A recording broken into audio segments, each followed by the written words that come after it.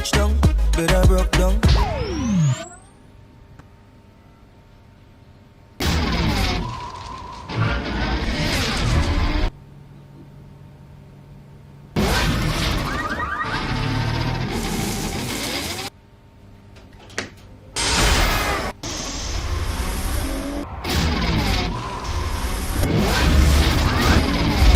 With Gamtel G Fiber, now you can enjoy super fast internet in gigabytes. G Fiber is affordable, stable, secured, and accessible to homes, businesses, and enterprises. With Gamtel G Fiber, the future is speed.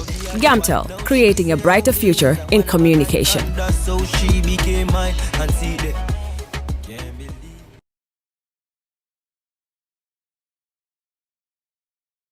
All right. Honey, did you remind him that the last time he sent the money, it was not enough to buy all the provisions? Oh, sorry, I forgot to tell him. Are you guys talking about money transfer to buy provisions? Yes. But don't you know about Baluwo? Baluwo? Baluwo? What is Baluwo? Baluwo is a service that your son can use to send provisions directly to you guys from the shop. And you don't have to worry about the exchange rate. Tell me how Baluwo works. It's very simple. Just log on to baluwo.com and shop, or download the app on your phone. You can shop on the website or using the app to buy online basic products for your family and friends. With Baluwo, you decide what your money is spent on. Your money, your choice. Buy online products for your family and friends in the Gambia, Senegal, Nigeria, or Mali. Baluwo, better than sending money. Are you thinking of owning your dream homes? EJ Investment is here for you. Secure our quality bungalows with 2, 3, or 4 bedrooms, or our story buildings, 3 or 4 to 5 bedrooms at very affordable prices with flexible payment plans at our Sanyang Seaview Estate, where you can enjoy the cool breeze with modern infrastructure such as tar roads, covered drainage system, modern electrification with street lights, gated entrance with security posts, and social amenities such as gas station, shopping mall, medical clinic, park, schools, children daycare, and a lot more. Our dedicated team of professionals will keep the estate clean at all times, provide security and patrol team within the estate premises, install latest technologies such as CCTV, Wi-Fi, home network installation, solar panel, and power backup system. Also, check out for our additional home facilities and interior design service such as premium tiling, wall plaster, home landscape, fingerprint home lock, and a lot more. Visit our office at Senegambia Kololi Highway and get a free site visit tour, or contact us on 4464838. WhatsApp us on 3259220. Or you can visit our Facebook page or Instagram on EJ Investments. EJ Investments, we are first in properties.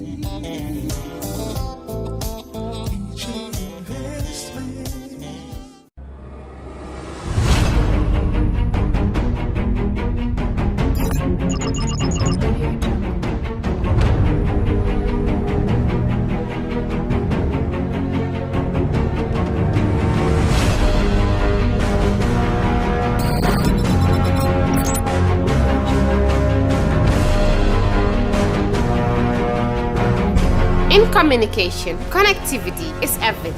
We ensure that the links never sleep. Quantities and qualities, all in our data service, providing efficient, reliable voice and data service. We believe if you're not up to speed, then you're going backwards. Communications have to flow as fast as the speed of light. Whatever business you're in, having someone who understands your needs is critical. That is why we just don't offer you technology, we offer you solutions. Enjoy Gamcel's internet broadband anytime, anywhere. Your national operator, Gamcel, Yaibaram.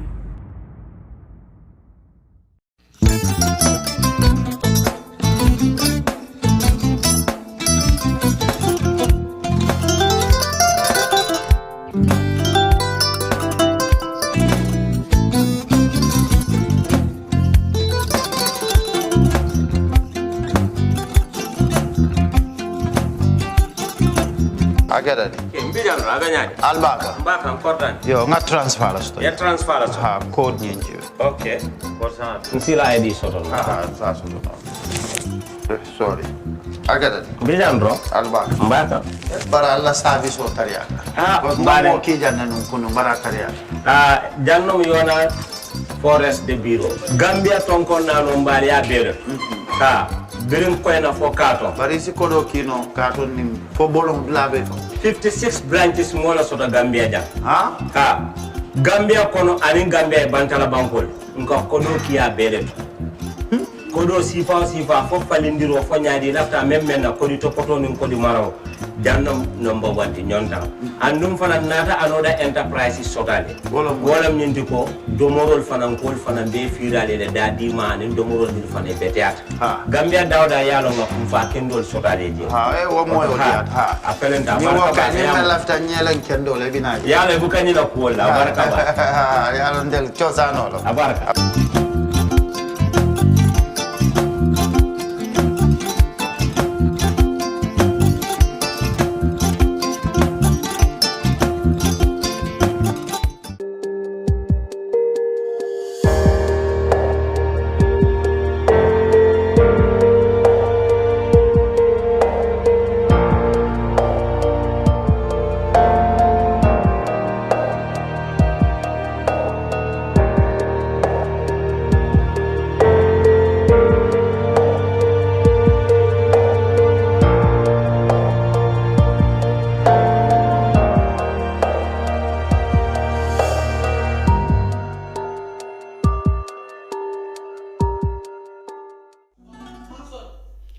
Hello and welcome to the Brunch on Kerr, Fatou. I'm Lamin Cham, welcoming you to another edition of the Brunch. Of course, over the last week or in the coming ones, we will dedicate much part of this program to the campaign against COVID-19, which has now reached our country with at least 3 confirmed cases.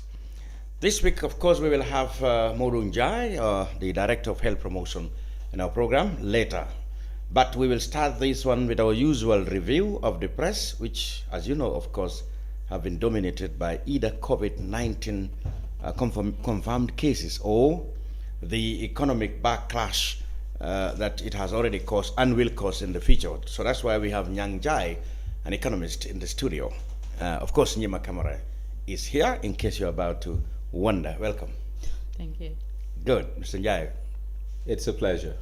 Let's go straight to the point. There are various things in the media this week that we wanted to review, but I think we go straight to the president's speech last night, where he outlined emergency measures, measures such as closing of certain kind of public places which are definitely, full of economic activity, such as non-essential shops, markets, lottery, gaming, bars, restaurants, etc., etc. And then, of course, transport system. You cannot carry now your licensed number of passengers for your vehicles, and that's across the board. I guess even yourself, you cannot pick more than 4 or 5, depending on the number of passengers you can pick in a vehicle. All those things, and then, of course, there are issues about what will happen to people whose life, who live by the day, and those kind of things.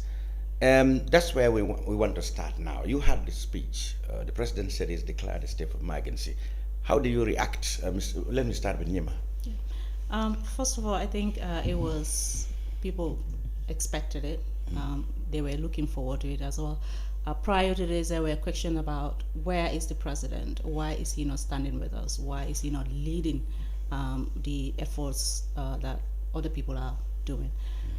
But when I heard the president was coming to address the nation, I was a little bit wary about the fact that he might come up with the state of emergency as a measure, but what underlying issues are there, and has he considered that? Because we haven't heard from him since his first address. And my suspicions were that people might not necessarily take it seriously. because there are implications. There are implications with restricting people's movement and their access to basic necessities, but also even the drivers who have to limit the number of passengers. You have not, for example, reduced the price on fuel and so on and so forth.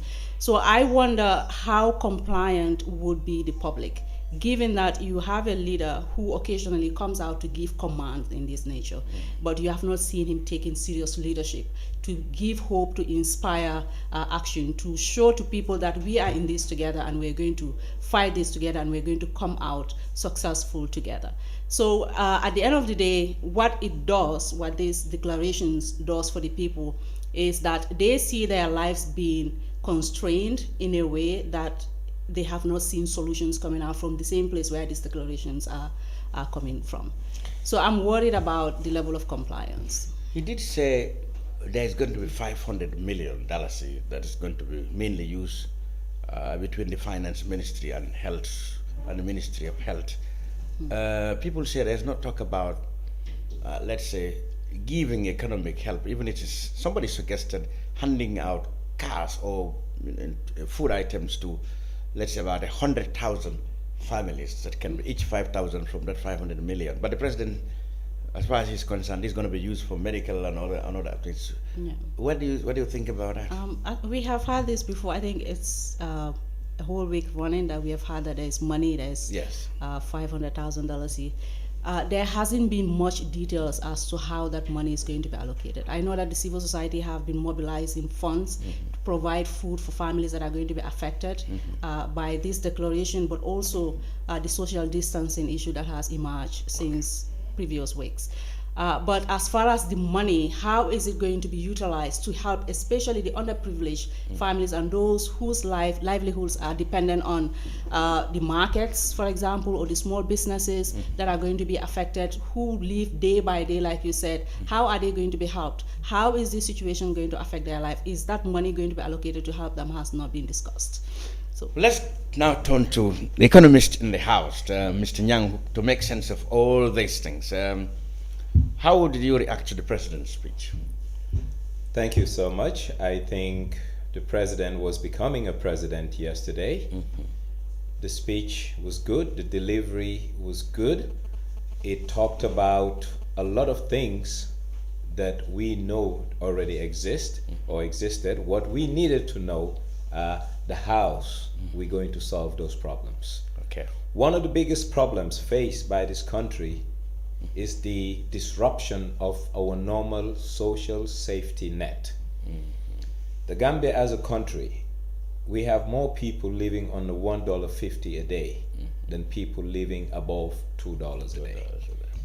And the cushion that has been absorbing this shock has been remittances, inflows from expatriate Gambians assisting families on the ground. Yeah. If you look at 100 people working in the workforce, 72 to 80 of them will be on daily wages. The laborers, you name it, people who are in the construction business, apprentices, the drivers. So now, what problem do we have? If we have a disruption whereby movement is curtailed, people will be heavily impacted. And the easiest way to look at this issue is to just go to NAWEC. Look at the replenishment of cash power. Sometimes it's not even 24 hours. People, the average Gambian goes to NAWEC once a day to buy cash power. Yeah. So it means their income pattern is matching their expenditure pattern. Exactly. So now this current state we find ourselves in, the government is morally and duty bound to step in. But how is the government going to step in? That's the $1 million question. And the way government should step in is three. One, fiscal respite. Fiscal respite means people who have an obligation to the state to have a relief. Thereby the monies they should have given to the state can help them. That is businesses. In other words, and individuals. The best way the government can help individuals is to go back to the household survey conducted by the Bureau of Statistics. If you look at that household survey, you will know the demographic mix, you will know the income distribution, and you will know where poverty is really endemic Prevalent. in the country and prevalent, then we will go into those areas. We cannot solve everybody's problem, but we will give them what you call a bare minimum for survival. And that bare minimum is to make sure that a family of 6, father, mother, and 4 kids, will have nothing less than $400 a day to sustain a decent livelihood, to maintain their dignity. The responsibility of the government is not only to ward off COVID-19, but is to preserve the dignity of the Gambian. And this is the first time in our history the government must rise up to the occasion and be counted as a responsible entity that is taking the interest of its people at heart. Now, Nima, let's discuss the measures.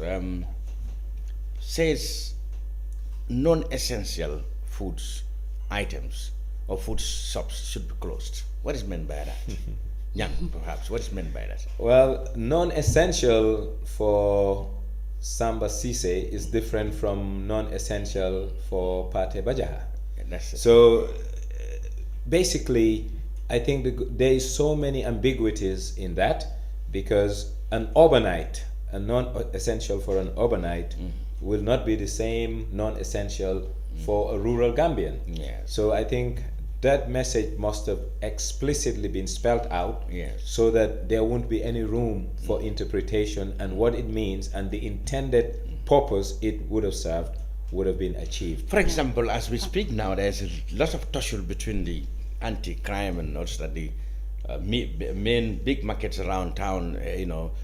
People who are selling, example, GSM materials, mobiles, etc., shoes, tailor shops, etc., are resistant that they will not close there. They are not been covered in this thing. Yeah, I think my worry also has been how we've always failed to contextualize response mechanisms. We have to always contextualize on the basis of our social interactions, but also on the basis of our economic and our social realities on the ground. State of emergencies have been declared in other countries. What we have seen, or what I have observed with this, is that not much thought has been given into how this is going to adversely affect people's lives. Say, for example, what you said about the selling of credit cards. We could say credit cards is not essential, for the basic fact that people are not dependent on it as they are on their food. But say the person who is selling the credit cards gets their food from the sale of that credit card. Isn't that essential for that person? That's the issue. Yeah, so all of those things are things you put into consideration. If I am going to have this person comply with my statement, what alternative means should I provide for him to be able to live as a dignified Gambian, as Njie has said, so that their livelihoods would not be curtailed? That is a response that the government needs to. I don't know if they have the capacity to do that, because we always talk about resource constraints. Somebody mentioned the $500,000 that has been allocated for million, has been allocated. I saw someone dividing that among 1.5 million Gambians, and apparently it only amounted to something above $300 for every individual. So that isn't much, even if that money was allocated for that. So it is something that has to be comprehensively looked at. It's not enough to take from Senegal or to take from Nigeria what they have done, and we put that into implementation without giving much thought to what it can do for the Gambians and how it can affect their lives. So, Nyang, where and how do you think these 500 million should be spent to alleviate the kind of sufferings you think might happen to those who are living below the poverty line? Before I come to the 500 million, the government of the Gambia for years have spent money on NDMA, National Disaster Management Agency. And pandemics are disasters. And it's a natural disaster for that matter, because it's beyond the control of humanity. Us, mankind. So, one thing that we need to do, and the president needs to do right now, she was talking about capacity. The president needs to open a war room inside the State House. Why a war room? It's called a command control center. Right now, the Gambia is at war, and instead of guns and bullets, we're fighting an invincible virus. A virus, yes. For all you know, it's on this microphone and I'm using right now, and I may leave here positive. Which we have sanitized. Yes. We've already So, sanitized that. What the president need to do, when a country has an army, it has an army for a purpose and a reason. The government needs to, well, the president because he is the commander-in-chief of the army. Yeah. This is wartime. And in wartime, you need extraordinary measures. The president must identify 6 colonels minimum, or whatever generals, depending on the highest ranks in the army. Divide the country into sectors, maximum 6 sectors. You have a colonel leading it, and the colonel will have, not a colonel, whatever they will have a social/economic personnel, they will have health personnel, and they will have communication personnel and security.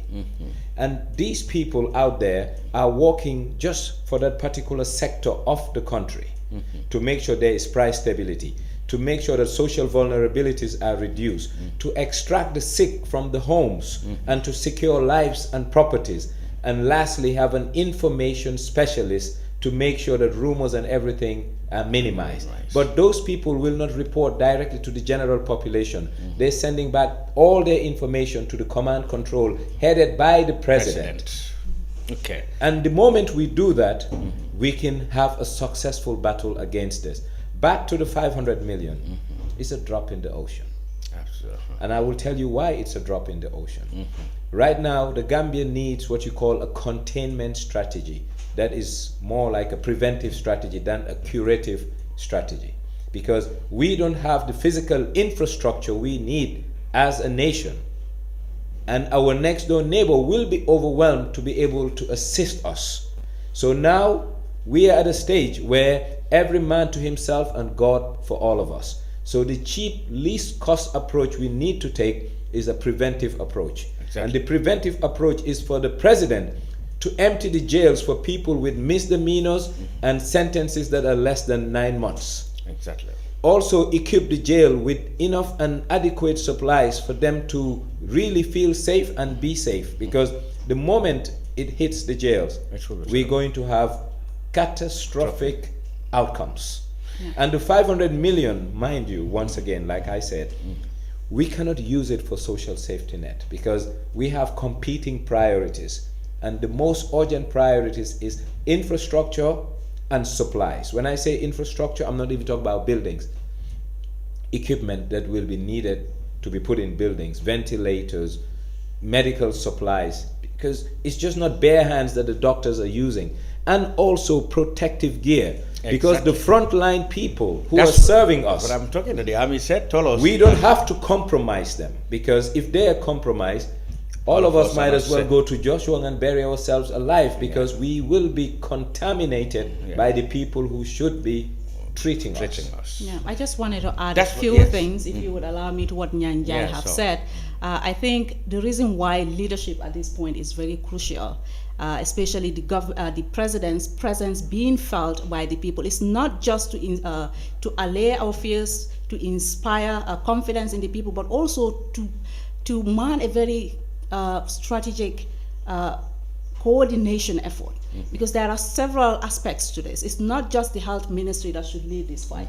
You have the economics who are to be involved, to project the economic consequences of this and how we can respond to it. You have the trade ministry having a stake in this. You have the Ministry of Education, both higher education and secondary education, having a stake in this, and all of them cannot be responding separately on their own. The leadership needs to be there to coordinate all of their efforts, to coordinate all of their activities, and these must be manifested into the people so that we see what is happening, and that gives confidence, but also it makes people want to listen to leadership and their advice. People have started saying that, in fact, the whole government been reduced to one ministry, and it's health. Mr. Cham, yesterday I read on the Wall Street Journal that Vietnam have stopped rice exports for now because they need to stockpile their strategic national reserves as a nation. That will put us in a very vicarious predicament as a state. Import from Vietnam, right? No, but Southeast Asia, basically. If Vietnam's going to do it, Thailand will do the same, and others. Yes. So that's one. Secondly, international trade. The government of the Gambia right now must buy 90 days of strategic stock for petroleum products and put it in our tanks. Why? The president said there are at the moment supplies. I don't know whether they are petroleum or food supplies are at least we're good to go for some time. But you have to understand there is panic buying and overstocking. And overstocking will really not facilitate, but further reduce the total stock available. So what we need to do hoarding now, might even be we possible. need to understand one thing. International trade is facilitated by international settlements. So today, the businesses that are importing rice, flour, sugar, oil, they have dollars in their local banks. Yeah. There is no outbound flight leaving Gambia. Exactly. So there is no shipment of foreign exchange. So the positions of most commercial banks in the Gambia are very, very low. That's where the central bank comes in, and we should not wait until we reach that critical milestone and we start worrying. So what contingencies need to be the central in place. bank do now? The central bank should work closely with the Ministry of Trade, identify the major importers of commodities in the Gambia, check with their banks what their positions are. If they have long positions in terms of foreign currency. if the positions are long, they're fine. If the positions are short, we find a way to mitigate them and make sure that the central bank steps in to make sure that the seamless flow of economic activity continues. At the same time, the Ministry of Finance need to take a holistic look at the economy and said, yes, as Gambians, we budgeted to spend, let's say, $14 billion for fiscal year 2020. We now know that economic activity has taken a sudden downturn. We need to make what you call deferments. What can we defer out of budget 2020? Identify those, go back to Parliament and see how to take it off, or if not, just suppress the expenditure on those. Because I will tell you, come December, our projected revenue that we projected in December 2019, that this is what we're going to collect, may go down by 30% on a minimum, 30. And if so, how are we going to finance that shortfall or deficit in the budget? Borrowing again, and the moment we borrow, the debt stress that we were just trying to tame will just be another monster on us. Absolutely. There is also the area of another major source of income for Gambian economy, tourism. Tourism officials said nearly indirectly or directly 40,000 jobs will go, because nobody is, in fact, even after the crisis, they think it's unlikely that anybody will come for holiday at the moment. So that means the tourist isn't, even the little that's left of it after the Thomas Cook thing is now gone. Well, that's what we call a double whammy. We got the Thomas Cook, less than 3-4 months, COVID-19. What lessons should the Gambia learn? Our economy must be highly diversified. That's, you see, this is a blessing in disguise for public policy. Out of every miserable outcome, there's a silver lining behind that dark cloud. Good lesson. So what we need to learn right now is to diversify our economic base and also institute what we call import substitution strategy. Ways and means of reducing our import bill by manufacturing or growing stuff locally. Tourism, as we know it, will never be the same in the Gambia any longer. Why? Tourism is a leisure function. Leisure is a function of surplus. You don't go on holidays if you don't have surplus. The global economy and global participants in the economy are all on a negative right now. So they're trying to build up reserves again. So the amounts of tourists coming post COVID-19 will not be the same. But what we can do as a destination is to reorient our tourism portfolio to now have meetings, international conferences and events, MICE. The WHOs will come, the UNs will come, the OICs will come, the AUs will come, the ECOWAS will come, and the NGOs will be coming to Gambia for meetings. That will mitigate some of the losses we would have had on travel, leisure, tourism. And that's, of course, after the COVID, because there's no conference going on. I mean, and now, because we actually wanted to reserve the actual statistics for of the updates to the expert, Modou Njie. So we talk about economic rights. There is this directive by government to, and the president revisited it again, that is to send non-essential staff home, to stay home, all in the process of preventing COVID-19 spread. The Social Security said what most people said was a very good example. Did you follow? What's your take on that before? That staff capacity must be reduced. They call it non-essential staff home. Yeah, I think, again, everything is interconnected. If, for example, if people continue to go to work, this also put a strain on public transportation. More people would be needing public transportation to go at work. But if you're going to reduce the number of passengers that every vehicle is going to take, that means you have to also reduce on the number of people that are going to be traveling. And so if again, this would have major implications on the economy because work need to continue for us to reconfigure our economic systems. But these are extraordinary times. So to reduce the capacity of people in any office, it's a welcome idea. Some people fear that in the event this thing work out very well, so the government or parastatals might even find the need to retrench. Said, well, on the whole, we could have done without this huge labor force. But what do you make of that? The example set by the Social Security, over 100 staff has been on leave, and the managing director spelled out some very, very, what people think are good guidelines. Well, I think the realities are now dawning on government. I will take Gamtel as a case in point. It's an over-bloated bureaucracy that is not justifying its expenditure as it relates to payroll. Meaning, if you look at an individual, how much Gamtel spends on them, they're not bringing that back in terms of revenue. Okay. So yes, downsizing is a reality for all public enterprises, NAWEC, Gamtel, to be more specific. So COVID-19 has shown that yes, you can reduce and still business as usual continues. Yes. Then that can be a basis for the resistance that people have been having to downsize. But I think the issue is beyond downsizing. The virus doesn't move. So I got it. It's people that move. And it's the movement of people that's making the virus move exponentially.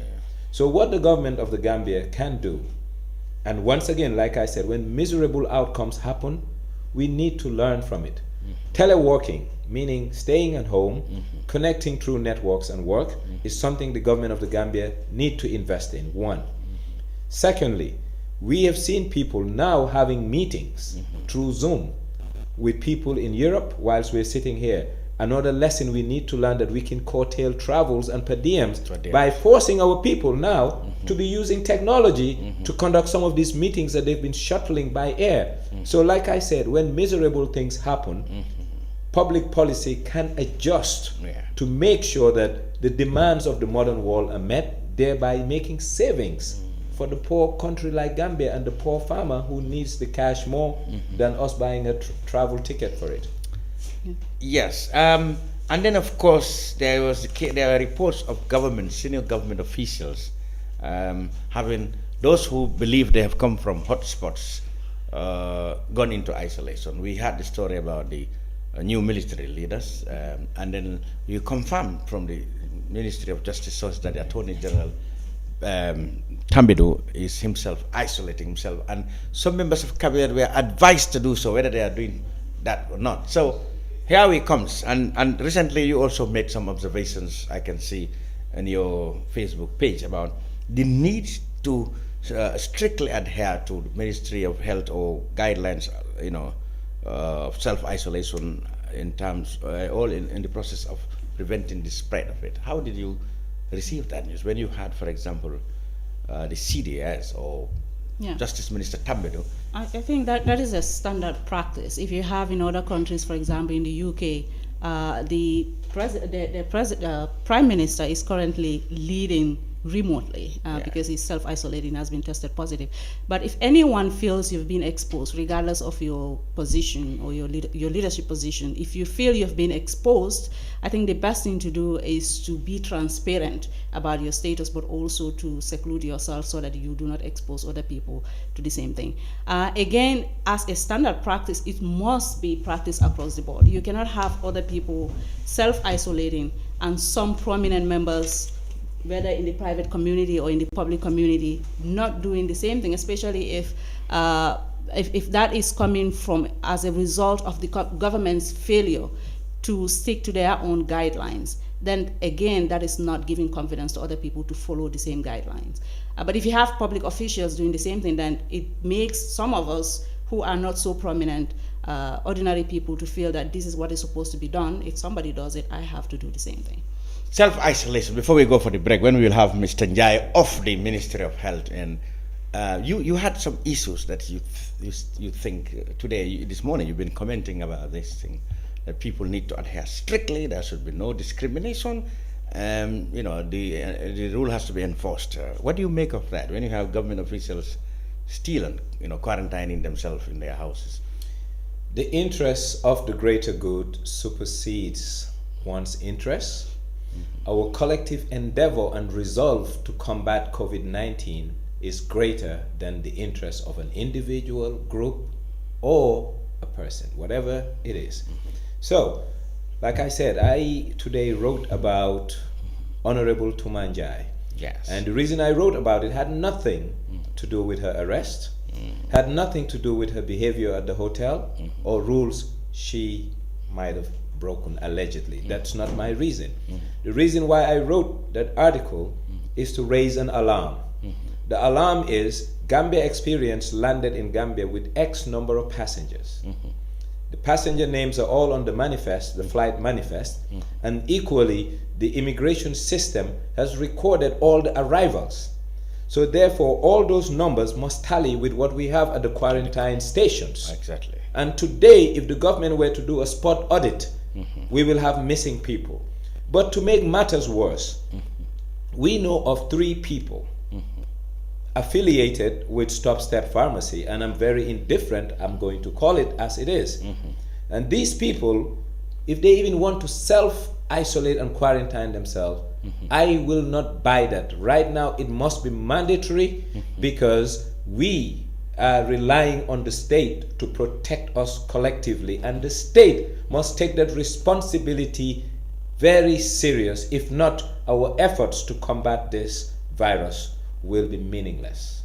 So you observed that 3 people connected with the top pharmaceutical company were on the flight, and as far as you know, they have not been taken into isolation as others were.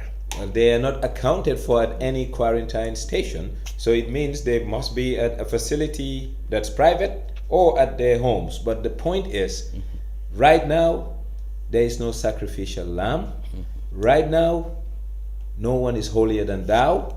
And right now, even if the president's son were to come to the country, he must go through the same procedure in Sierra Leone, Alpha Jallo would have gone through. I had in Sierra Leone. So basically you said Honorable Njie, in her defense, she said she really suspected there are people who've been taken out of quarantine because they were influential or so. He has his arguments then are valid. Well, I am urging on Honorable Njie to come out and give a press conference, because hysteria is the last thing we need under such times. If there are people on that flight that are not accounted for in this quarantine station, the government must go to their homes and pick them up, because they are a public health hazard right now. Good. Public health hazards. Okay, at this point we will take a little break, and then we will be joined by the experts with all the updates on the COVID-19, the Gambian situation, country situation. Let's Modou Njie will join us in just 2-3 minutes after this break.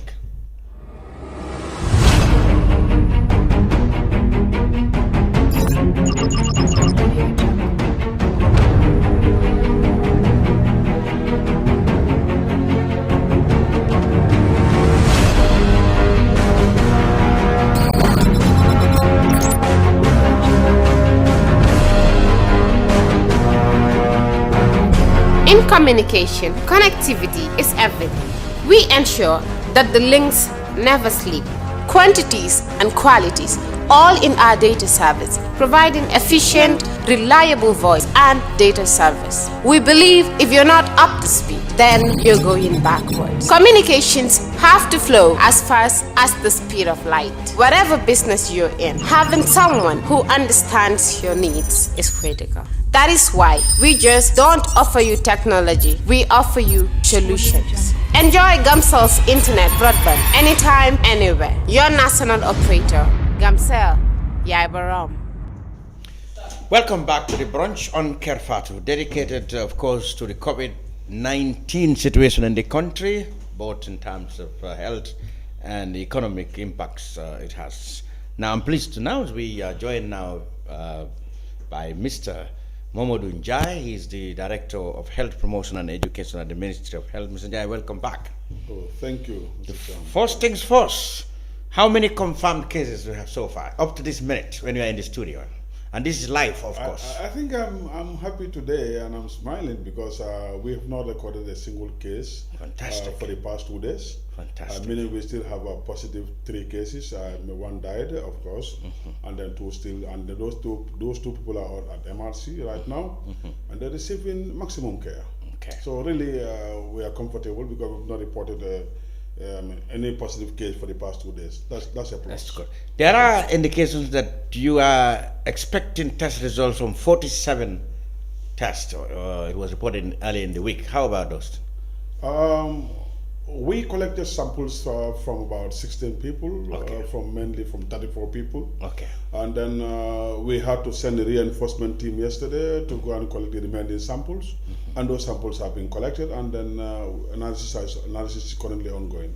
Good. That's from URL. Yes. So we have established that it's only 3 confirmed cases. Yes. One of which, of course, passed away. That is the Bangladeshi national. The Bangladeshi national. Yes. The remaining 2 are fit and fiddle at the moment, getting very good care. And so far the test conducted have not shown any positive. And then they must have also heard about another Bangladeshi national who traveled with the one who died. Exactly. Samples have been collected, and then the results were still not conclusive. And then now, because 2 samples have been done in Gambia, now the sample again has been taken to the Louis Pasteur Institute in Dhaka. So do the fact, because we want to be very sure. We don't want to just come out and then tell people this is the result today and tomorrow this is another result. We want to be very sure, and that is still pending. But does that in any way suggest that we probably may not have a very good test kits or whatever? No, we have. You know what? That's the reference lab. Yeah, okay. Mainly it's for the regional lab. For the regional lab. For the entire this is international. West African region. Yeah. So therefore, if one country does one test, and then you want to be sure, you just have to, and you are not sure what we are doing, you just go up and then say, okay, let me go to the next level. And then that's where they are right now. That's a good point, because before I hand you over to Nyima, people have been saying that the government can hide. Even though people know that this is a big international issue now, one can hardly hide, but people still believe there is a room for the government to hide, or the number is very much low because either people are not being tested or the government is hiding. Can you tell people now, because we've been trying to say this is something you cannot hide now, you just talk about the regional testing kit in Dhaka, etc., etc. Okay, Lamin, basically I want to clear the air here. In public health emergencies, it is a crime to hide information. During emergencies, after emergencies, you have to be consistent with regards to information dissemination. Exactly. Whatever we are telling the people is exactly what we are having. And people also believe that the ministry don't have the capacity to do testing. We have the human resource capacity at our level. And then what we do, it is our people who will collect the sample, label the sample, transport the sample, do other processes, and then take it to MRC for analysis. Good. So meaning we have the capacity. Exactly. And we will want to promise the nation that in a few weeks to come, we don't want to be very specific here, but I'm sure we will have our own testing facilities to be done at the Central Medical, at the National Public Health Laboratories in Kotu. We got this staff is already there. They have the capacity, they're well trained, and they can do the job, and they are even working very closely with MRC in the MRC Fajara campus. They are not MRC alone are the one doing the sample, or neither our people alone, but they are doing it together. So they just trying to transfer skills and knowledge to each other, but all of them are well trained, and they're doing it. But we want to have our own. We are not competing with MRC. We are not. MRC is a research institute being supported by the British government's people of and the London School of Hygiene and Tropical Medicine. Their mandate is to do research, and those research which they have been doing for decades anyway. Because they've been here for about 60 years, 70 years or so. Yeah. And then they've done a lot of research on immunization, and today that's why we are also immunizing certain diseases. I mean, like for example, pneumonia, hepatitis, and so on. It's because of the results, the studies they have done. And then they also doing another zinc study is also ongoing, so that will also help us to reduce diabetes and so. So they've done that. We have to acknowledge that.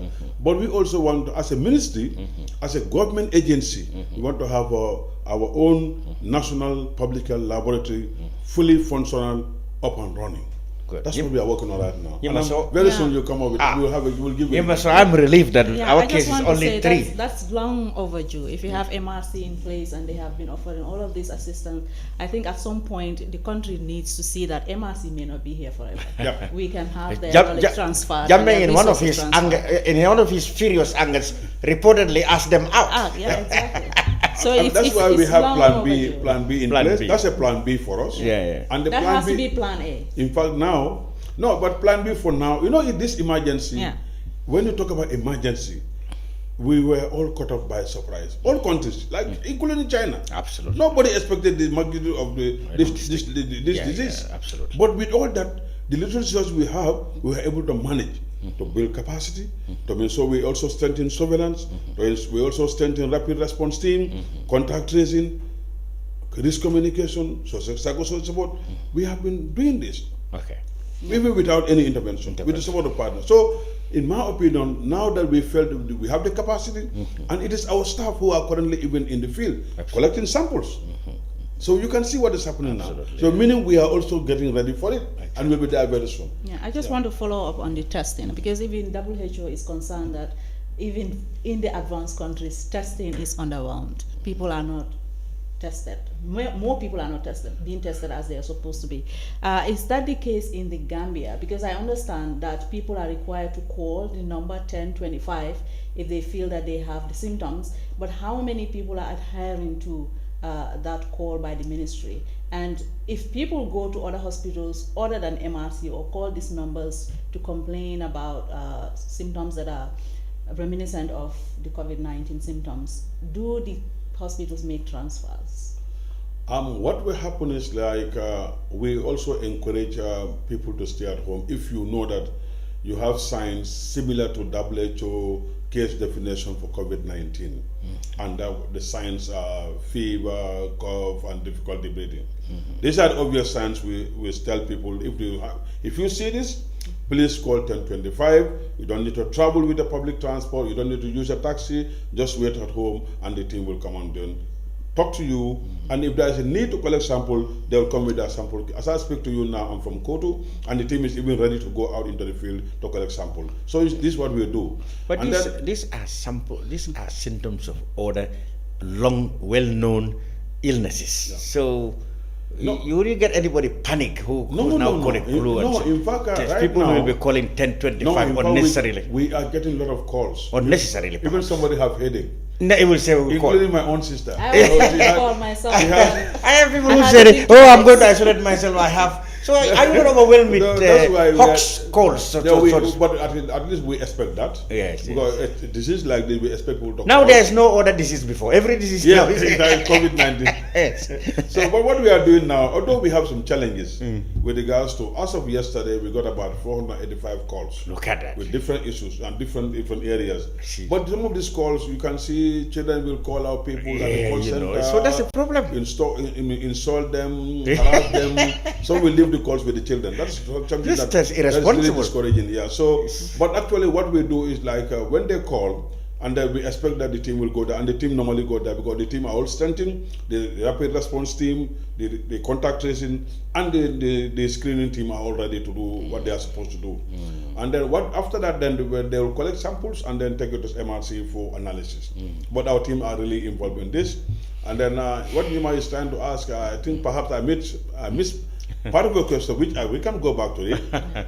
But just to say that we're expecting that we'll have our own functional laboratory, and I'm sure in the next few months, if you come to the ministry, you'll see a perfect structure for that. But for now, we also, for the next 2 weeks or 3 weeks, we want to definitely have a fully functional laboratory to be able to test COVID-19. Yeah. Well, the last time you were here, you mentioned that there was money allocated by the government, and the president reiterated this in his statement yesterday, that 500 million, Million dollars. You keep saying thousand. I don't know why. Are you scared? He said they kept saying thousand.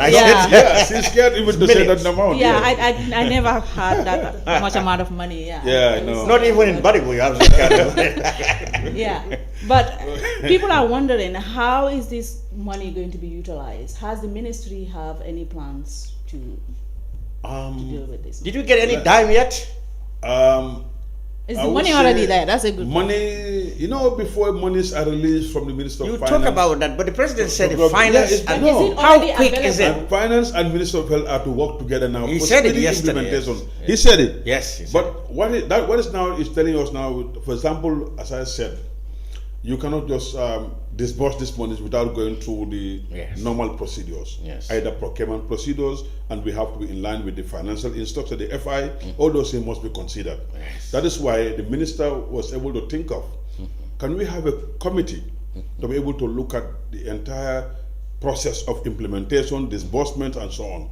Now, that committee includes GPPA, because they have a role, because anything that has to be procured, GPPA must be there. You also have internal audit, the director. You also have finance, PS, Minister of Health, PS, and then GRA? not GRA, but another within, and they have this meeting, and even they meet on daily basis. What they do now, what they have now been doing, they've been collecting requests coming from implementing partners. In fact, it's not only health implementing this, interestingly, other ministries are also submitting support for them to be able to implement certain activities.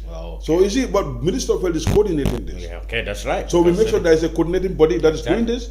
So we know that it's a basket, which because if it's a link, COVID-19 is a link, and then therefore everybody has a role to play. So as a result of that, we don't want to deny, but there must be a committee to look at that. And the minister was able to identify that committee, and then through advice from other technical advice, and they were able to come up with this committee. And now they are meeting regularly to facilitate the disbursement process. But let me tell you also that 500 million Nyima is talking about. She's even scared to say it.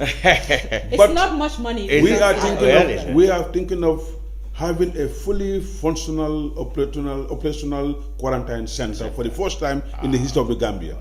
We will construct that. We are also thinking of having in all the health facilities and hospitals to have an isolation center in case of any other public health emergency again. So that we don't need, because for Ebola, what we did, we were able to build points of offices, and then other certain buildings or structures within in all the 9 recognized points of entry during the Ebola. You can see. So when we had this pandemic, what we did, we went back to those structures and see exactly what things are missing. But we realized that even very few things were missing, either in terms of water or electricity, and those ones are all fixed within this short period, even before the release of this fund. So you can see what is happening. So when we also have isolation centers, we also have quarantine centers, we also build capacity, we get equipment. I think we cannot, PPEs and so on, all those things are going to be procured out of that. People might think we are doing training or whatever. Trainings are very minimal in these funds. What we want to do, we want to strengthen the health system. Health system strengthening is never cheap. He answered some of the questions that I was going to ask, but just for the point of clarity, because I know people are really interested in this. It's not enough to say we are thinking to do this, because this is response, and it has to be very strong, and it has to be really strategic. The question I wanted to ask is about the money.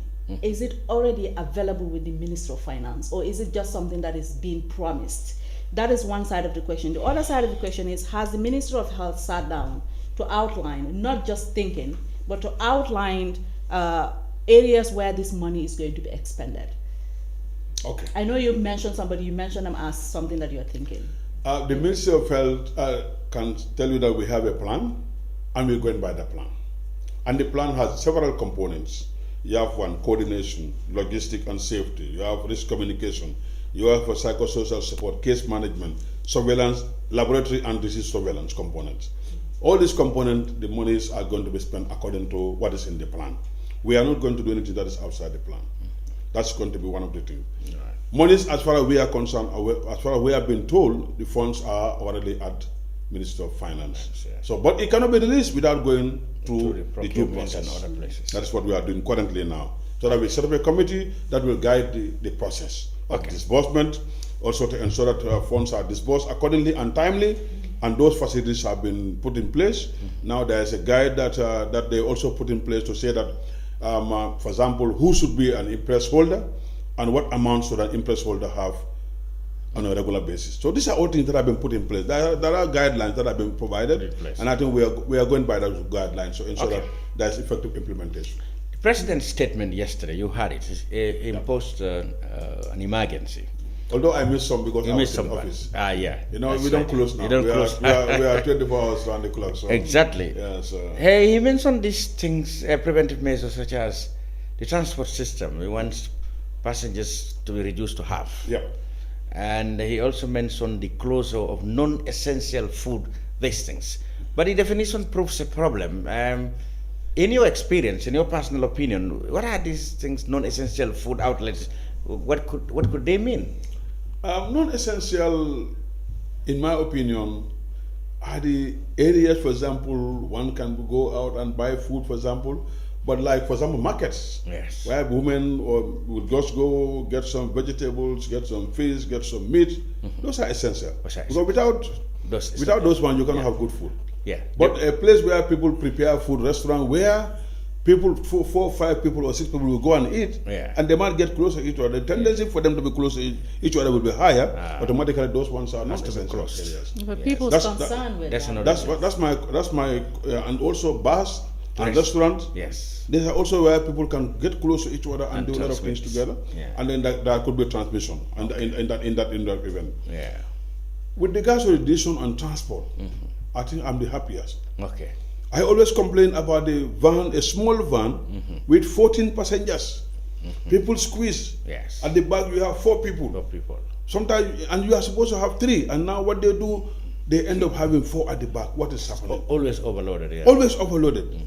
Although we are better than other countries. Yes. In Sierra Leone, other countries, no. I know in Sierra Leone, I saw people. They put as they call it. They'll jump on the cars, and in Kenya, the matatus, they will. In Kenya, Uganda, and then Africa Ghana, is a problem. We are better than many countries when our vehicles are controlled in terms of passengers to be carried upon. Yeah. But at least with all that, yet still having 4 people at the back of a seat, then having many people squeezed together.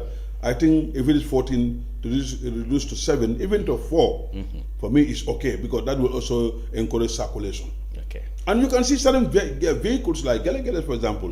If you are in, you feel that you are in prison. Exactly, you are in a place where you don't even have air at all. Yeah, yes. No because air. there's no window, there's nowhere where we can push window for the air to come. Yeah. Those things are not available. Absolutely. So automatically having that statement as a policy, I think this is something that will also help us. Okay. And even after the COVID-19, I think we can think of now maintaining it. Because I mean, sometimes you and I knows when you sit in certain taxis. Absolutely. Very inconvenient. Very inconvenient. Although our taxis are better than our some neighbors. other places. Our neighbors, I would say. But not Cape Verde. I've been to Cape Verde twice, and taxis are private. Actually, our taxis are good, but because of 3 people at the back, I think for me having one there is okay. Yeah. And having one in front.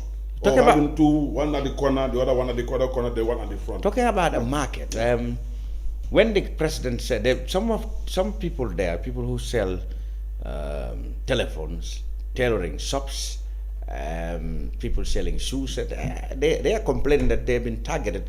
They now at the moment, quarreling with the police. They said this is where they get food. The food, they said, The sale of food must be maintained, but as Njie indicated just a little while ago, that's where they get the money to buy food. Sure. So they even asked to close it. So it looks like there's a whole lot of problems. I think we will, Cham. Yeah. I think we have been bombarded by the media several weeks ago. Why can't we go for a state of emergency? A lockdown, yeah. Anytime we have meeting or press briefing, we encourage daily press briefing. Daily, yeah. But anytime we do it, and this is also good Yes. for the country. But people, we are always bombarded. We are a bit lockdown? slow. But we need a lockdown. We need a public. We need an emergency. Here we Whatever have- you do on this art. Exactly. Somebody must go against it. Somebody will have. So therefore, they've asked for it. Let's go in for it. Telephone. You are selling telephone. You should be prepared for it. Yeah, absolutely. Because you know that when you sell telephone, people will go there. Yes. And the moment people go there, automatically you are encouraging gathering. crowd And this is really again something that we are trying to discourage. The so-called black market. Exactly. So-called black market. Look at the market, so crowded. Yeah. So in my opinion, that market should be closed for all those sellers for now. Yeah, exactly. For this period, what we are telling people, for the virus. suspension is for a period. Yes. And the virus After that down period, there. we are also doing our surveillance. And consistently we'll be giving you update. Like today I gave you an update, for example, to say Exactly, yeah. we've not recorded any new case for the past 2 days. Which is a good If development. that thing continues for 1 month or 2 One months, month, then we know can the- now say that the advise virus government and been say, beaten. okay, based on the situation, Yeah. we can now lift, Yeah. or we can now be flexible with A, B, and A C. absolutely. But that cannot be possible when we still encourage things that will encourage Because the spread of the fundamental, disease. fundamental issue is the virus is transferred only from person to person. Exactly. So if people are not mingling, the virus will die. Exactly.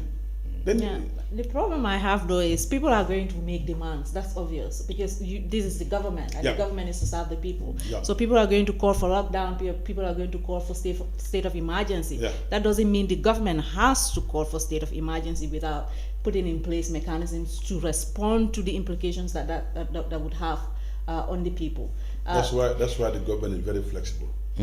The government is not saying from morning to, in fact, the whole Like day. a nobody should curfew, go there out. was no curfew. The government is not even saying curfew.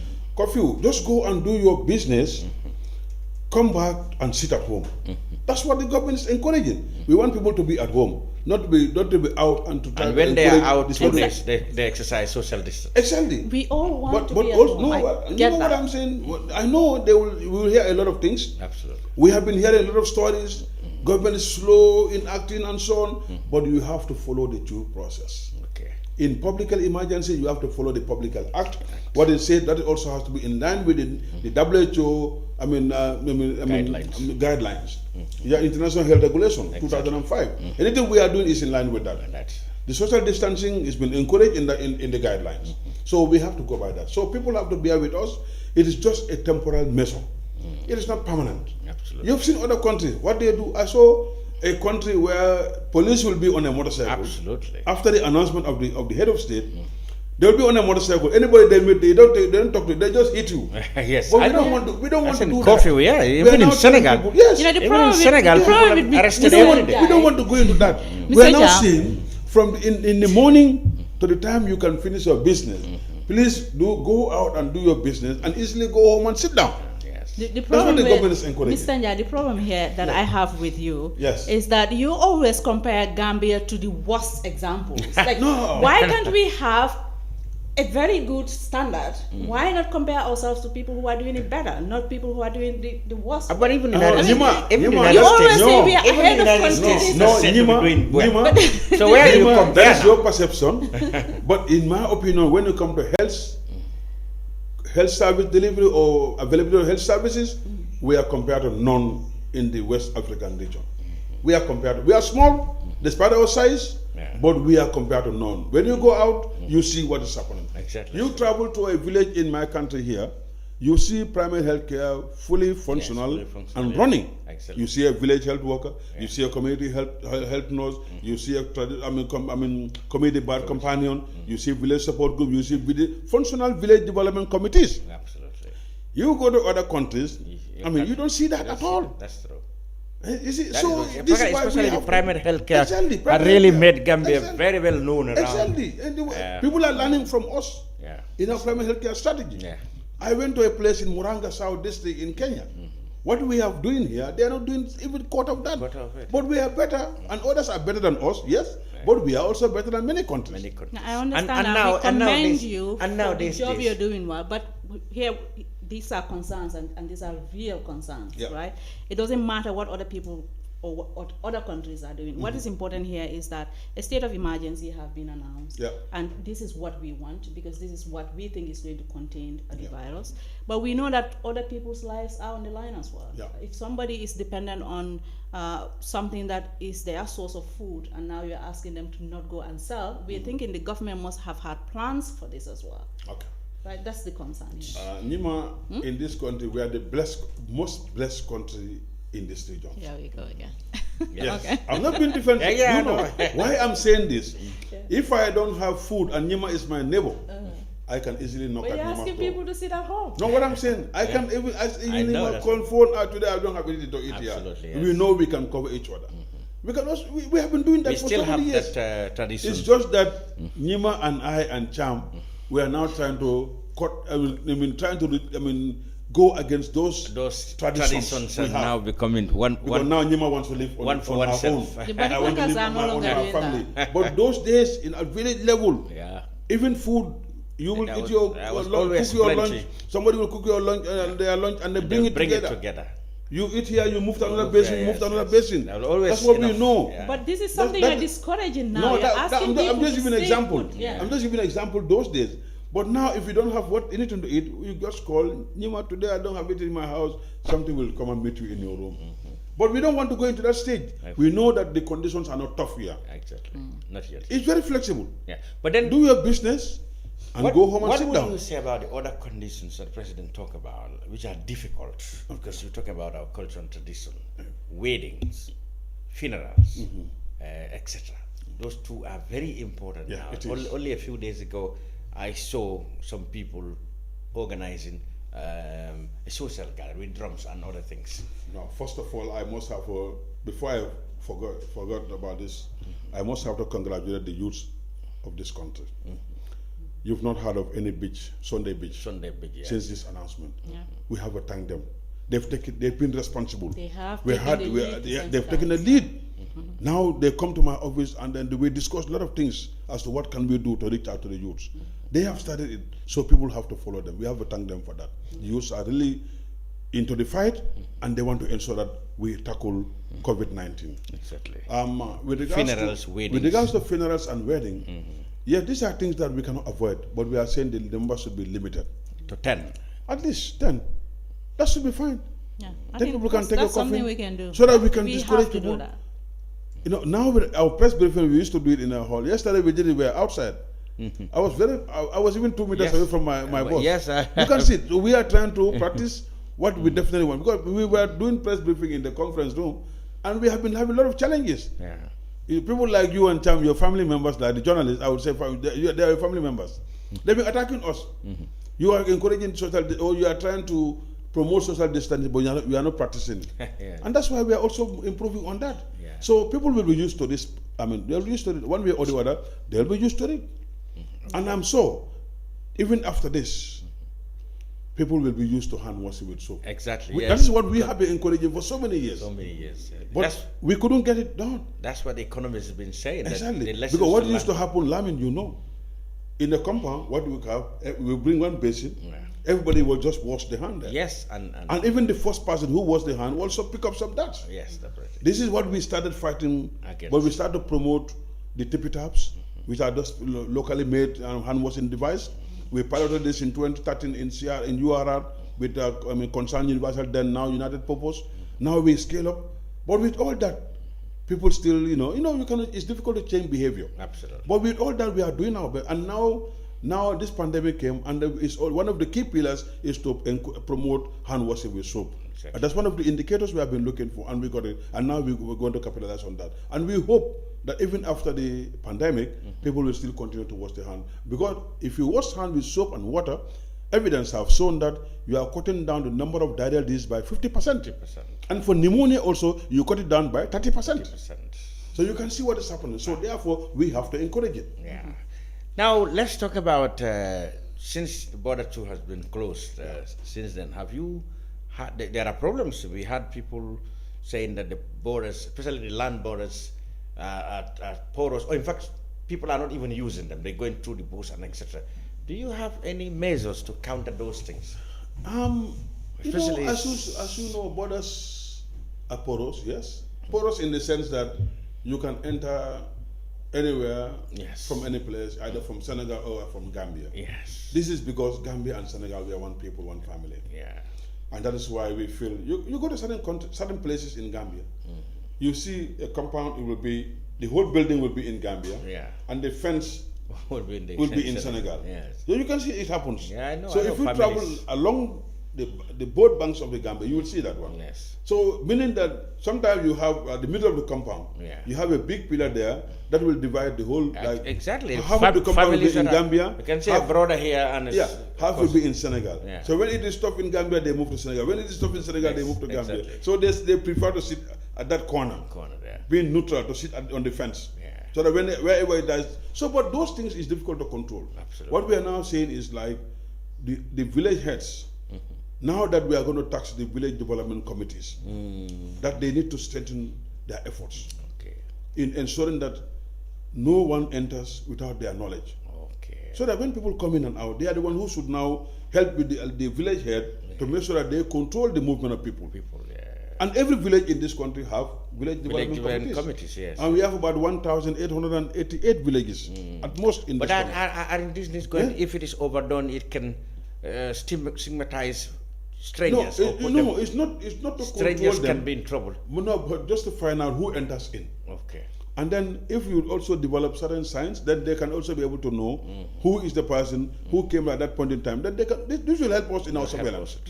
But if we are trying to build their capacity, and the purpose of building the capacity of village development committee is to strengthen community-based surveillance. That's what we are doing. Exactly. Yes. So if they know, they can act. But if they don't know, they cannot act. And that's what we are doing right now. Okay. So basically, from what I want to say, the villagers, they have a role, the ministry have a role, the Department of Immigration have a role. So we have been working together. We just need to strengthen our efforts so that those people at the border, when they see and when they face any challenge, they can easily contact the recognized point of entry.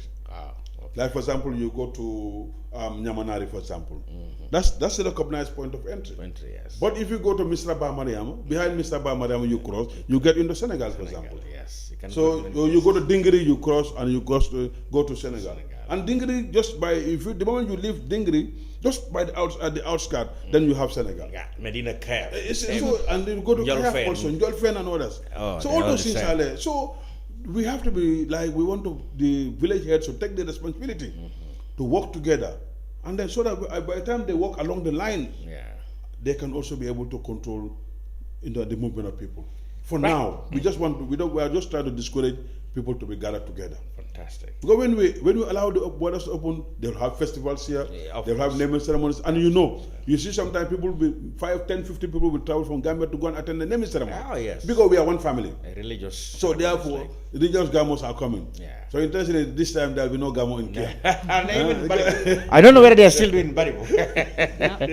Okay, let's reverse because you are very busy and going. So we go back to the topics we covered. So far, only 3 confirmed cases. Yes. And one died, of course. And one, of course, died. 2 are definitely responding to treatment. They are responding to this. And all the tests so far conducted have come negative, but there are others pending. Yeah, only one is pending. Only one is because pending. That one we have to be very sure. That has gone to Dhaka. Okay. Yeah. And quarantine, how many do you think are there now? Quarantine is about, as far as concerned with quarantine, just for today, the number we have is about 215 people. 215? 215, yes. Are in quarantine. And they'll be there for depending on the time they came. Very soon, by next weekend, this weekend, some of them will have to say bye-bye to us. No, next weekend, sorry, before next weekend. And some came in. And who is feeding them? The state? Oh, the state is... The state is feeding them. If you mention that, I feel somehow bad because of the comments certain people are making with regards to the role of the states in quarantine. Yeah. Because the other countries... You're giving them 3-piece meal. 3-piece meal. Security service. We're giving them people, they have been secured. Yeah. They've been having healthcare. In fact, doctors and nurses are on the ground. So that anybody who's sick, we are taken care of. They have internet facility. Anybody who have you are disturbed mentally, there's a psychosocial officer there who's also helping them. What do they want now? The government is doing everything, and the government is ensuring that they live in fully air-conditioned rooms with internet. I mean, I think this is where.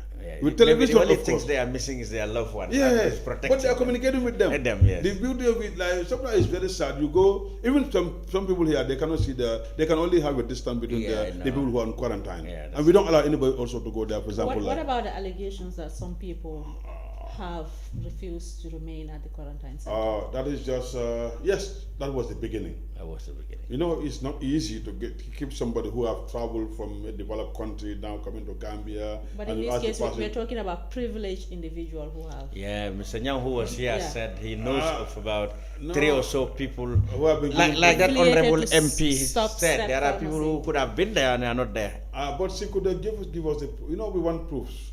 Yeah, well, if she's able, you cannot just say things, a blanket statement like that. Give us the proofs. And if we are wrong, we accept.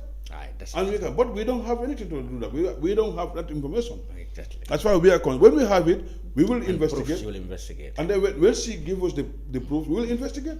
Okay. Yeah, but perhaps you know what has also happened there. Yes. Because our staff were also tolerant. Otherwise, something serious would have happened. Yeah, because the way and manner our staff were approached was definitely not right. Absolutely. So, but we have to. So everybody has. Our staff have been taught how to be tolerant. Exactly. And that's why we had this nice, that was not tension. Okay. Yeah. Modou Njie, Director of Health Promotion and Education. Thank you very much for sharing updates on COVID. This is country situation in the Gambia as of today, and you've been watching live. With me was Njie Camara, and before we had Mr. Njie, an economist, who also talked about the implications this COVID is having on our economy, etc., etc. So thank you very much, Mr. Njie, once again. Thank you. Njie, thank you. And on behalf of Kerr, Fatou, the Brunch, and we thank you all for watching us, taking time to watch from wherever you may be in the world. We are hoping that in the next couple of weeks, the Gambia will be COVID-19 free. And we'll go with our life as usual. Okay, bye-bye from all of us. Thank you.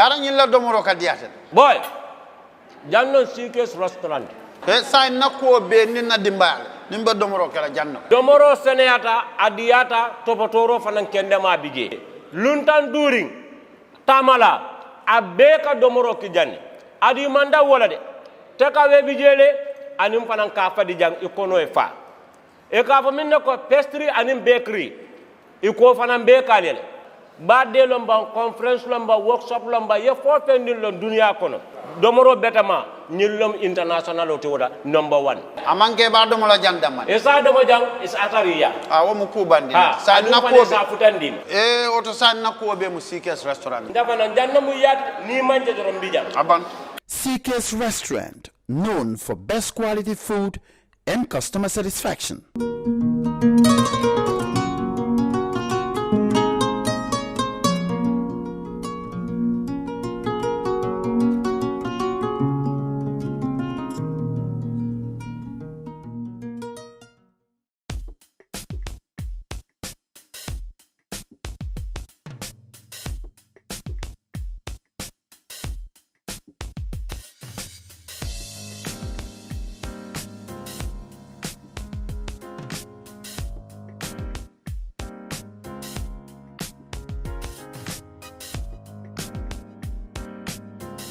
Miss B Designer Outlet is the #1 quality and affordable stop shop for all your needs. Get your evening dresses, suit and ties, office wears for both ladies and gentlemen, beach wears, sport wears, pure leather shoes for men, quality belts, bags, heels for all beautiful ladies, original perfumes, accessories, and a lot more.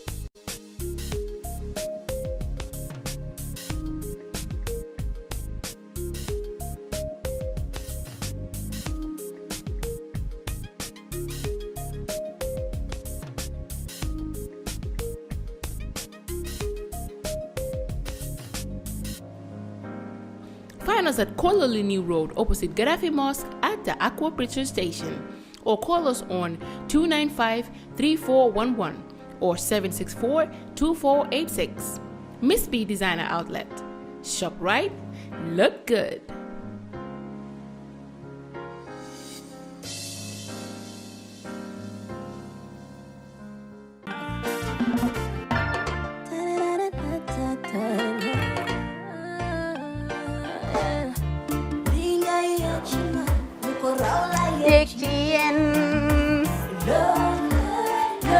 Love like fire. Wow.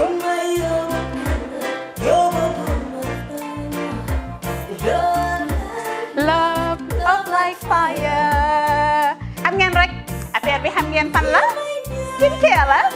2020 lañu wax de. Waaw. Fii nag mooy Kerr fan Kerr zero tache. Perfect skin. Skincare saa su ne rek niñ ko dee defee rek loo lañ soxlaati rek maanaam bu ngeen am problème ci seen skin yéen xam ngeen fan la fii ngeen di ñëw suma xarit yeeg am di jàmm yi nga xam ne taas daf lañ sonaloon xam nga doon xeesal ba la ka xum éneew ma lañ ko nag waaye just in case comme ni ko gars yi di waxee rek en cas just in case loolu xew xam ngeen fi ngeen di ñëw skincare plus si yu baax rek la ñoo dox nag ay baax rek fu ne la ñoo dem ci réew mi di lañ indi rek nag products yu baax du Paris du Italie du USA du fi mu nekk nii sax boole nañ ci nag Sweden fu nekk lañ leen a indi les products bu dee tamit nag da nga ñuul rek ñu lay jamaa natural beauty that melanin dripping we do have stuff for you as well emuñ si skincare products rek ñu ngi ci cuub yi tamit fu ne la ñoo jaar in fact sax last commercial bi ñu defoon waxuñ leen woon dañoo dox ci ay kawar 9A grade rek nag waaw we do have bundles as well hair si lu ne la ñoo dox ñun ñu ngi ci rafetal jigéen rek luy taaral jigéen rek waaw boo leen di tukki tamit bëggoon rek classic suitcase dañoo dox ci ay Samsonite duñ dee indi any brand of suitcases though other than Samsonite comme li ma dee wax rek boo eggee airport dëri Samsonite dafa am nuñ laa xoolee waaw ngeen ne lan nag waaw skin ci moom la ñu gën a xamee nag skin care products ci moom la ñu gën a xamee ñu ngi dox tamit bentee tamit si ay dàlla man nag skin care mooy suma specialty xam nga rek jigéen bu sa xar kanam réglé loo def mu jag am nañ Patricia Reiner, Kiwi Eye, the whole range, Lighten Up Gold, Tomatine. I mean, the list can just go on and on and on and on. Lépp loo xam ne rek luy taaral jigéen la ci yooyu rek la ñoo dox. Skincare plus nag emuñ si Gambia rek ñu ngi United States ñu ngi Gambia fii ba pare bu dee yaa ngi anywhere in Europe mun nañ la ko mail within 3 days rek ñetti fan rek nga jot say diw emuñ si loolu rek dañ laa consult tamit balaa ñu laa jaay diw dinañ def a free consultation pour wax la rek exactly li nga xam ne moo méngoo ak sa kanam dinañ leen wax tamit ne rek am nañ perfumes fragrances men's shirts accessories we do dresses as well we do blouses we do shoes name it we do them Skincare Plus 2020 is our year of perfection zero task fi mu nekk nii réew mi fii kenn waratu fi task kenn waratu fi am problème kanam kenn waratu fi am problème yu picca boo ko amee dafa fekk ne rek ñëwuloo ci place bi fii